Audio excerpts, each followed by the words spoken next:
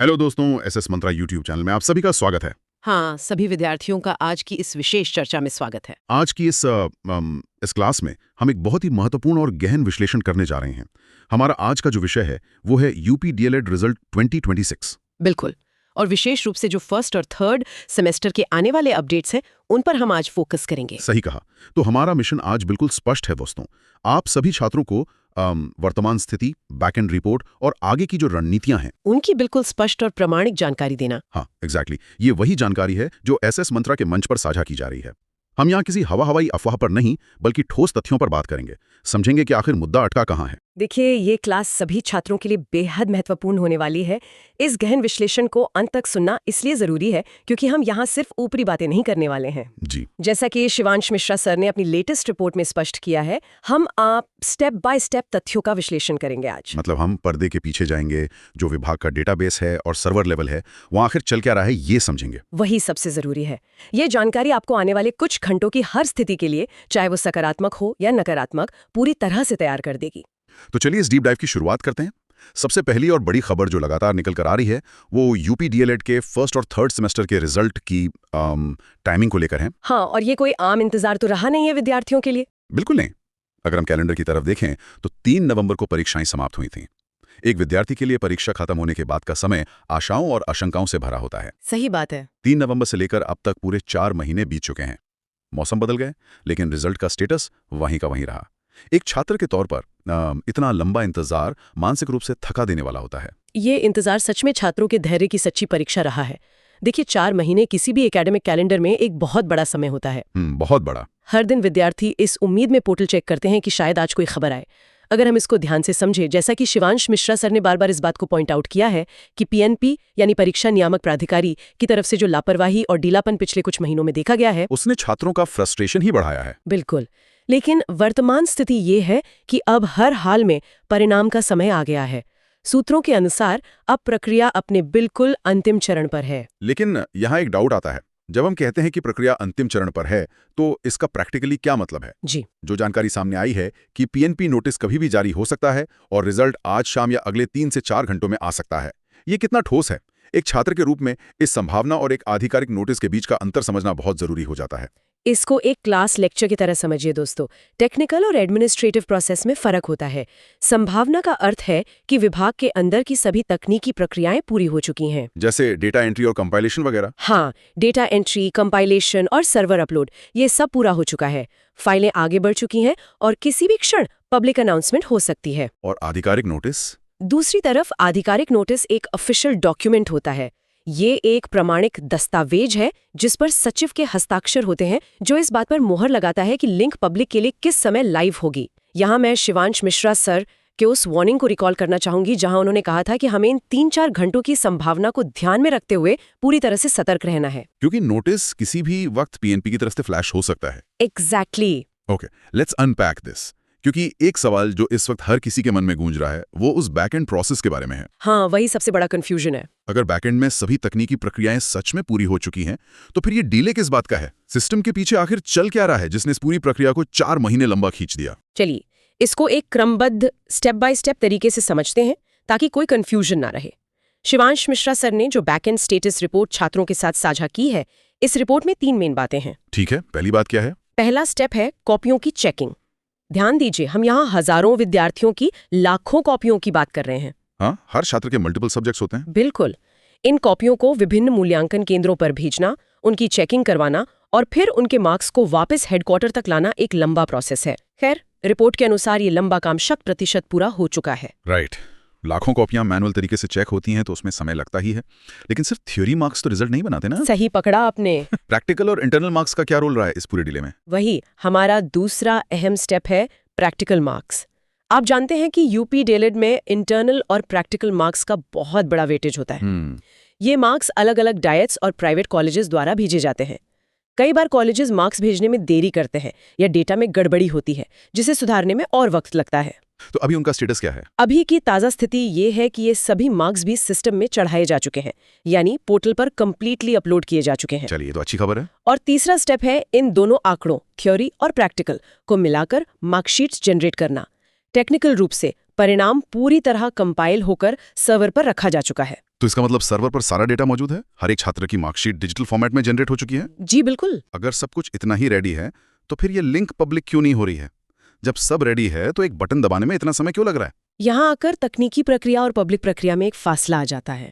इसको ऐसे समझिए कि खाना पूरी तरह बनकर तैयार है, टेबल पर लग चुका है, बस अब दरवाजा खोलकर मेहमानों को अंदर आने देना है। ये खाना बनने वाला एनालॉजी बहुत सटीक है ना?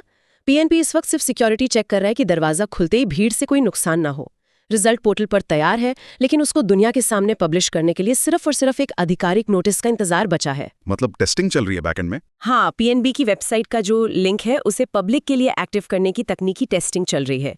जैसा कि शिवांश मिश्रा सर ने बहुत ही सरल भाषा में समझाया है, जब हजारों लाखों छात्रों का डेटा एक पोर्टल पर लाइव करना होता है तो बैकएंड में एक सिक्योर एनवायरनमेंट टेस्ट किया जाता है, ताकि ट्रैफिक आते ही साइट क्रैश ना हो जाए। एग्जैक्टली यही वो आखिरी वजह है जिसके कारण हम ये चंद घंटों की देरी देख रहे हैं। बैकएंड में डेटा सिक्योरिटी और लिंक एक्टिवेशन सच में एक जटिल प्रक्रिया है, और ये जानकारी छात्रों को थोड़ी शांति देगी कि उनका डेटा सुरक्षित है। बिल्कुल। अब इस बड़ी खबर के संदर्भ में एक और जरूरी पॉइंट क्लैरिफाई करना बनता है। ये खबर और ये 4 महीने का इंतजार आखिर किन छात्रों के लिए सबसे ज्यादा मायने रखता है? किसे सबसे ज्यादा अलर्ट रहने की जरूरत है इस वक्त पोर्टल पर? चलिए इसको ब्लैक बोर्ड पर लिखने जैसी शैली में पॉइंट बाय पॉइंट समझते हैं, ताकि हर विद्यार्थी अपने बैच को प्रॉपर्ली आइडेंटिफाई कर सके। ठीक है। ये अपडेट मुख्य रूप से 2 बैच के विद्यार्थियों को प्रभावित करता है। पहला, 2023 बैच के छात्र जो अपने फर्स्ट सेमेस्टर के परिणाम का बेसब्री से इंतजार कर रहे हैं। इनके लिए तो ये अनुभव बिल्कुल नया है, इसलिए एंग्जाइटी लेवल भी थोड़ा ज्यादा होता होगा। नए विद्यार्थी हैं तो टेंशन ज्यादा होती है। और दूसरा, 2024 बैच के छात्र जो फर्स्ट सेमेस्टर में हैं। राइट। अब 2024 बैच में ये ध्यान रखना सबसे ज्यादा महत्वपूर्ण है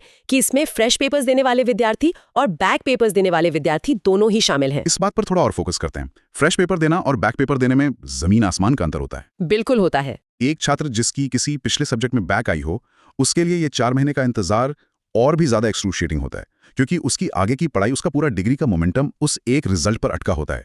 क्या उनके लिए कोई अलग प्रक्रिया है या सब एक साथ होगा? ये एक बहुत ही वैलिड पॉइंट है और अक्सर छात्रों में इसको लेकर कंफ्यूजन रहता है।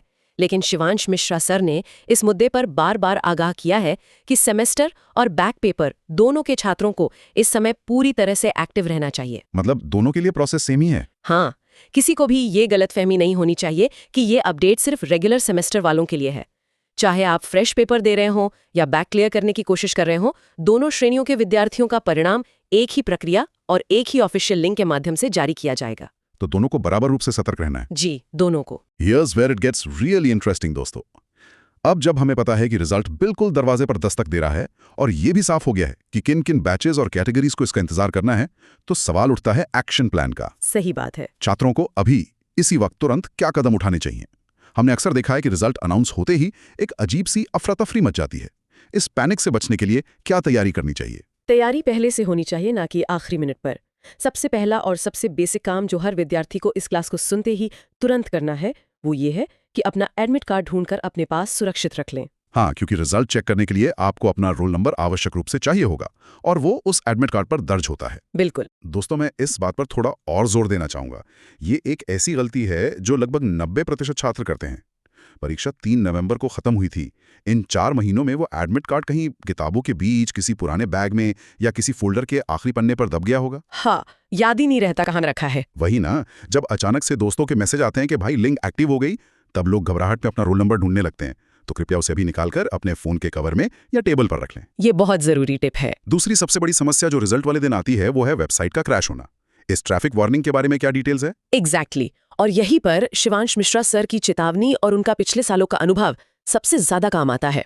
उन्होंने स्पेसिफिकली वार्न किया है कि रिजल्ट सिर्फ और सिर्फ यूपी डीलर ऑफिशियल वेबसाइट पर ही चेक करना है, किसी और थर्ड पार्टी साइट पर नहीं। नहीं, बिल्कुल नहीं। लेकिन यहाँ एक टेक्निकल रियलिटी को समझना होगा। जैसे ही पीएनपी द्वारा लिंक एक्टिव किया जाएगा, उस वेबसाइट पर अचानक से ट्रैफिक आएगा। सोचिए, एक ही मिनट में लाखों विद्यार्थी एक ही सर्वर को हिट कर रहे हैं। गवर्नमेंट पोर्टल्स का जो लेगेसी इंफ्रास्ट्रक्चर होता है, जब उस पर एक साथ हजारों सिंक्रोनस डेटाबेस क्वेरीज आती हैं, तो सर्वर लोड नहीं ले पाता। सही कहा।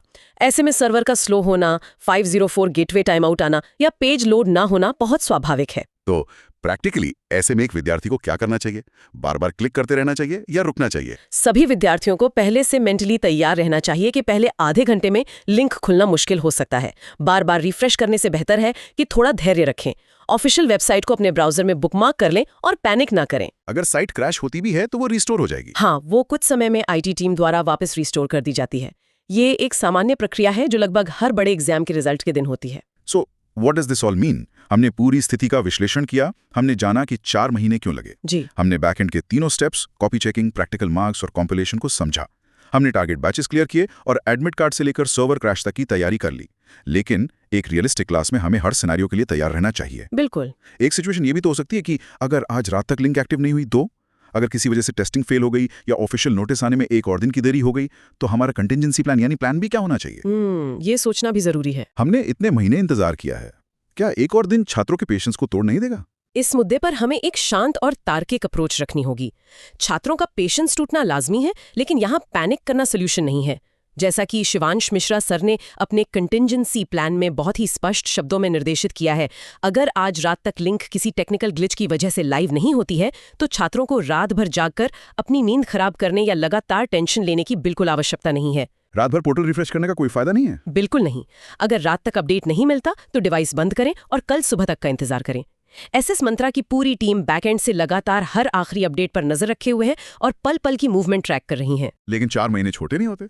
अगर मान लीजिए कल सुबह भी लिंक नहीं आती है, तो प्रैक्टिकली एक स्टूडेंट क्या करे? हम सिर्फ हाथ पर हाथ धरे वेट तो नहीं कर सकते ना? नहीं, हाथ पर हाथ धरे नहीं बैठना है। क्या इस पूरे सिस्टम की, इस परीक्षा नियामक प्राधिकारी की कोई जवाबदेही नहीं बनती? बिल्कुल बनती है। और यहाँ पर एक बहुत ही सख्त और कड़ी बात सामने आती है जो शिवांश मिश्रा सर ने अपने आखिरी निर्देश में साझा की है। क्या कहा उन्होंने? उन्होंने स्पष्ट किया है कि अगर कल तक रिजल्ट नहीं आया और देरी और बढ़ती है, तो छात्रों को निराश होकर अकेले नहीं छोड़ा जाएगा।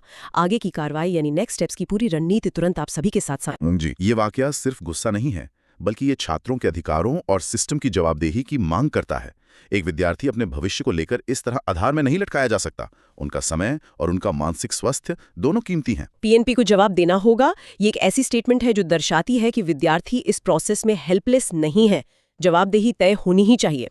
दोस्तों, इस पूरी चर्चा और इस गहन विश्लेषण के अंत में मैं आप सभी विद्यार्थियों को एक विचार के साथ छोड़ना चाहता हूँ। जी, बताइए। एक ऐसी परीक्षा प्रणाली जहां परीक्षा और परिणाम के बीच पूरे 4 महीने का लंबा फासला हो, जहां कॉपी चेकिंग और प्रैक्टिकल मार्क्स अपलोड करने में ही इतना समय लग जाए। और उसके बाद अंत समय में आकर भी सिर्फ एक छोटी सी तकनीकी प्रक्रिया यानी लिंक एक्टिवेशन और सर्वर टेस्टिंग के लिए छात्रों को घंटों और दिनों तक इंतजार करना पड़े। ये हमारे वर्तमान शिक्षा और परीक्षा प्रणाली के तकनीकी ढांचे के बारे में क्या दर्शाता है? एक बहुत ही गहरा सवाल है ये। क्या अब वक्त नहीं आ गया है कि एक ऐसी ऑटोमेटेड और ट्रांसपेरेंट सिस्टम बनाई जाए जहां मूल्यांकन पूरा होते ही परिणाम बिना किसी रुकावट के, बिना सर्वर क्रैश के तेजी से प्राप्त हो सके? बिल्कुल होना चाहिए। ये जरूर सोचने वाली बात है और इस पर आगे चर्चा होती रहनी चाहिए। लेकिन इन सभी बड़े सवालों के बीच ठीक इस वक्त हमारी सबसे बड़ी प्राथमिकता क्या होनी चाहिए? हमारी सबसे बड़ी प्राथमिकता अभी सकारात्मक रहना, अपना धैर्य बनाए रखना और टेक्निकल रूप से तैयार रहना है। सिस्टम पर सवाल उठना लाजमी है और वो डिस्कशन अपनी जगह जरूरी है, लेकिन इस वक्त पूरा फोकस सिर्फ रिजल्ट चेक करने पर होना चाहिए। सही कहा। मैं सभी छात्रों को एक बार फिर आश्वासन देना चाहूंगी कि सबसे पहले अपडेट पाने के लिए जैसे ही लिंक एक्टिव होगी या डेटाबेस से कोई भी छोटी से छोटी ऑफिशियल नोटिस बाहर आएगी, आपको तुरंत सूचित किया जाएगा। बस अपना एडमिट कार्ड रेडी रखिए। हाँ, अपना एडमिट कार्ड साथ रखें और बिल्कुल निश्चिंत रहें। आप SS मंत्रा के साथ जुड़े रहें, जैसा कि शिवांश मिश्रा सर ने हमें बार बार निर्देशित किया है, क्योंकि यहाँ आपको हर कदम पर सबसे सटीक और बिना किसी अफवाह के मार्गदर्शन मिलेगा।